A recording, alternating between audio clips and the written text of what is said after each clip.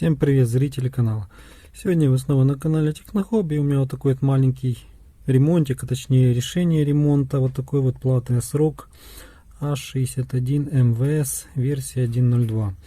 Какая была с ней проблема? Как видно, не включается, написано было на звуковых разъемах. Купил я ее, так как нужна была на 1155 сокете и как неисправную. То есть радиатор я с нее снял сам уже, он был прилеплен достаточно хорошо, сюда никто не лазил. Что здесь было сделано? Кто-то снял с него звуковой кодек, не знаю зачем и почему, возможно он грелся.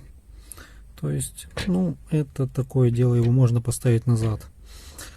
Плата уже на самом деле отремонтирована, тут также ковыряли вот эту вот микросхемку, там маркировка уже не сохранилась, так как все было подерто.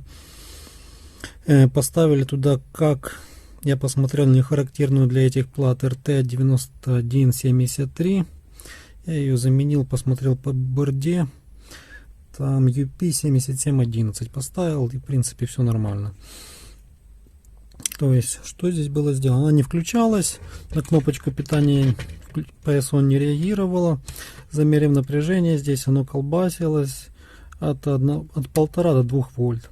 То есть, промерив по цепочке здесь вот на транзистор, точнее на диодную сборочку, которая она приходит, и соответственно вывела это у меня цепочка вся к разъему питания TX. И на стабилизатор, который делает из дежурного 3,3 дежурные вольта. То есть тут APL 1117 стоял другой, правда. Промерив схема примитивная, стабилизатор, 2 резистора, и из этого оно делает 3,3 вольта из 5 вольт. То есть, соответственно, прежде чем это все делать, я померил пальцами, ничего не грелось. И сопротивление, в принципе, по выходу было нормально. Поэтому пало подозрение только на этот вот стабилизатор, и я его поменял. В принципе, плата после этого запустилась. То есть вот так вот бывает, ковыряют платы, непонятно зачем и где и почему.